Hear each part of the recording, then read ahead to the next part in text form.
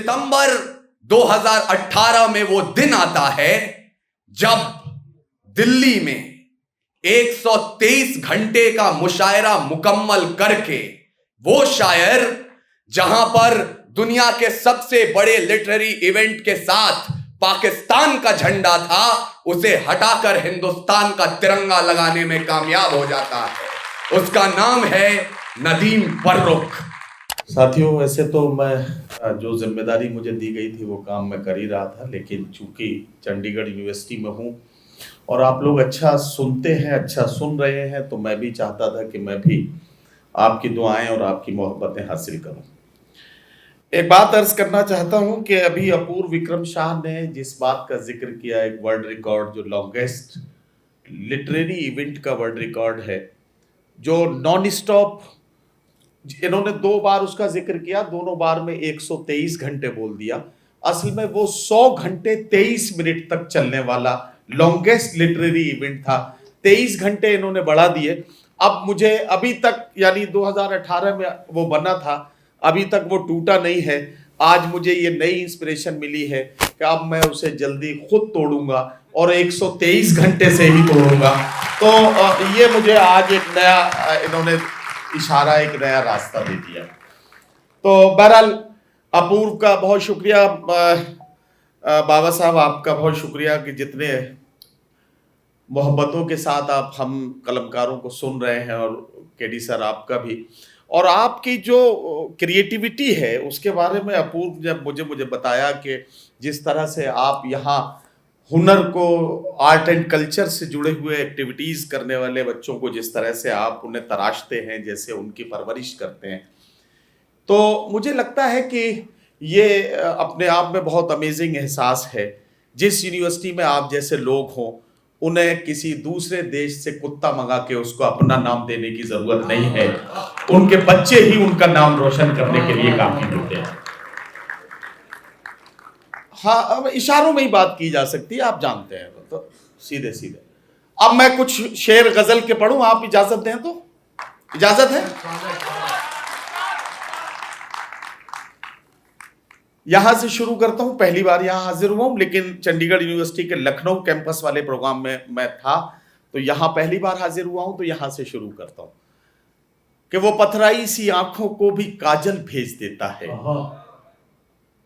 वो पथराई सी आंखों को भी काजल भेज देता है, सुलगती दोपहर में जैसे बादल भेज देता है, सुलगती दोपहर में जैसे बादल भेज देता है, जहां वाले उसे जब याद करना भूल जाते हैं, जमीनों की तहों में कोई हलचल भेज देता है, जहां वाले उसे जब याद करना भूल जाते हैं, जमीनों की तहों में कोई हलचल भेज देता है। मैं अपने सब मसाइल बस उसी पर छोड़ देता हूं, मेरे उलझे मसाइल का वही हल भेज देता है।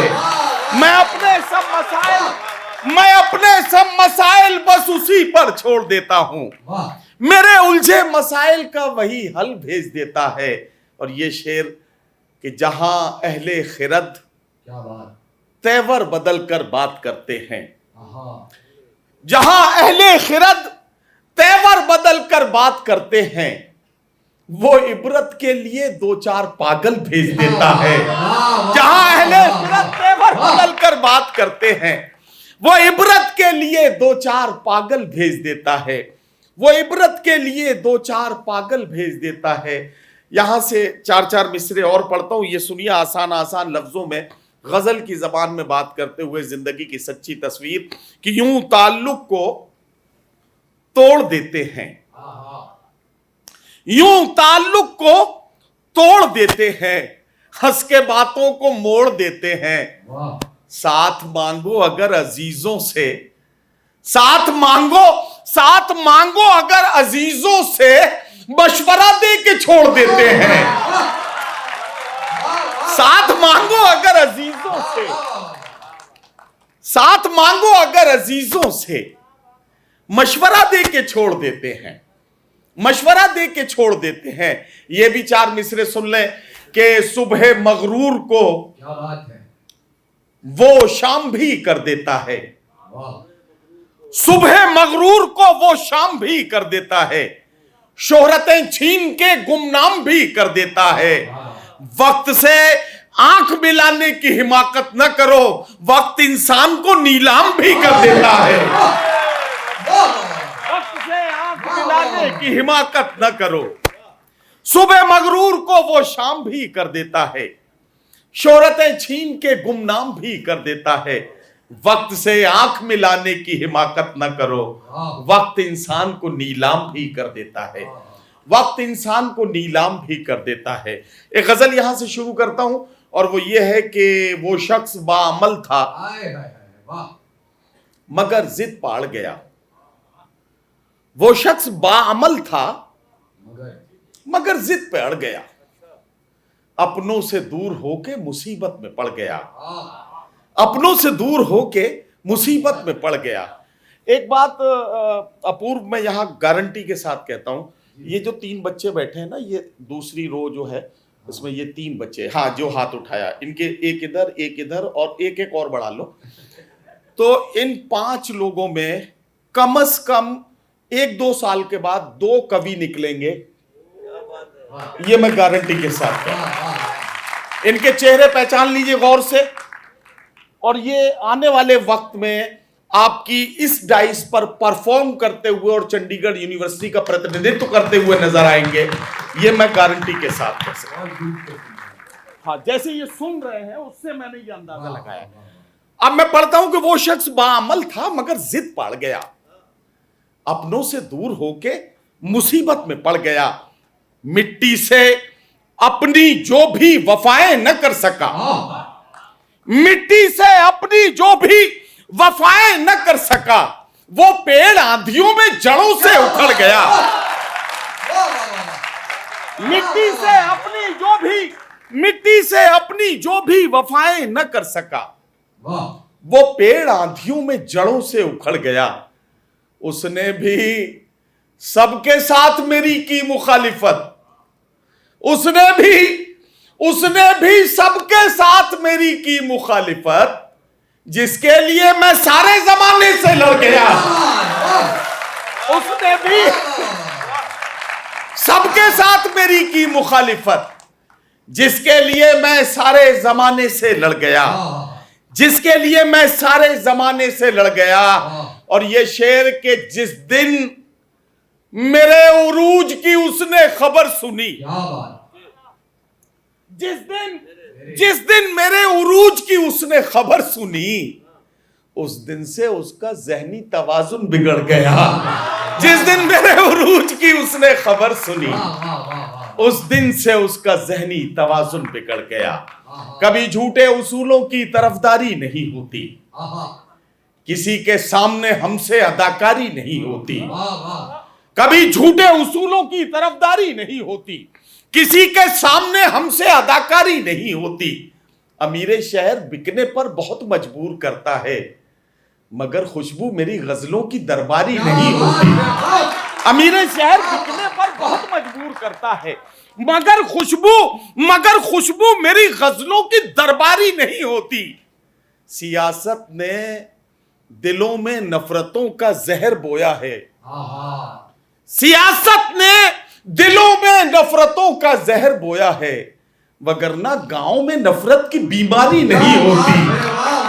सियासत ने दिलों में नफरतों का जहर बोया है, वगरना गांव में नफरत की बीमारी नहीं होती, वगरना गांव में नफरत की बीमारी नहीं होती।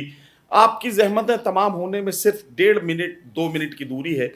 एक अपूर्व ने गजल के लिए मुझे कहा है, बस वो पढ़ूंगा क्योंकि हमें दादा को सुनना है बहुत दिल लगा के, और बहुत हमें इसीलिए हम वक्त अपना मैनेज करके चल रहे हैं ताकि उन्हें अच्छे से सुन पाए। एक गजल इन्होंने कही है, मैं अब आजकल मैंने तरन्नुम में पढ़ना बंद कर दिया है, लेकिन इनको पता नहीं कि उस गजल से इनमें मोहब्बत है, तो वो उसके लिए इन्होंने हुक्म दिया है, तो मैं उसके 2-3 शेर आपको सुनाना चाहता हूँ।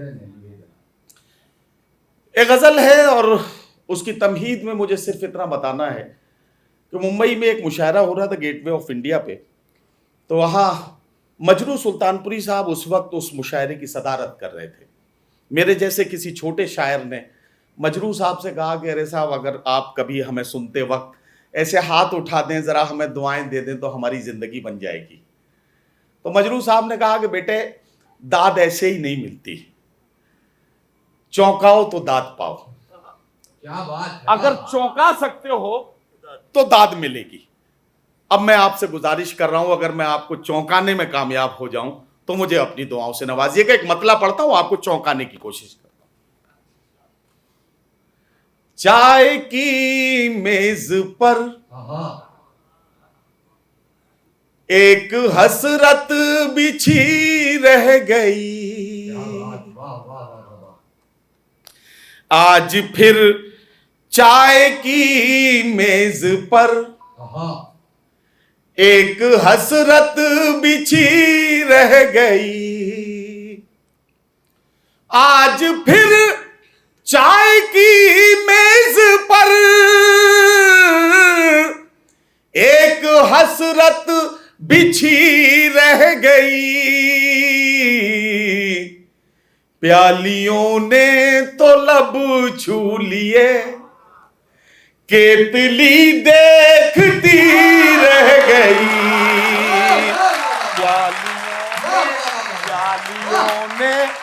प्यालियों ने तो लब छू लिए, केतली देखती रह गई।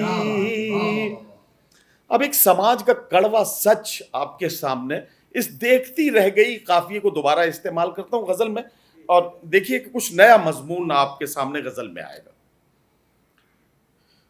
कत्ल अरमान सब हो गए, घर से बारात वापस हुई, कत्ल अरमान सब हो गए, घर से बारात वापस हुई, एक मजदूर की लाडली आज फिर देखती रह गई, एक मजदूर की लाडली आज फिर देखती रह गई। बस आपकी ज़हमतें तमाम, आखिरी शेर, और उसके बाद मैं अपनी उस जिम्मेदारी पर आ जाऊंगा जो मैं पहले से निभा रहा था। आखिरी शेर। आज फिर इश्क हावी हुआ, मेरा मानना यह है, और मेरा ही मानना नहीं, दुनिया में तमाम मोहब्बत करने वालों का मानना यह है कि मोहब्बत का ताल्लुक यहां से होता है। अगर मोहब्बत का तार पहले आपने यहां जोड़ा है तो वो मोहब्बत नहीं होगी, वो सोशल मीडिया की मोहब्बत हो सकती है जिसका अंजाम नीला ड्रम होता है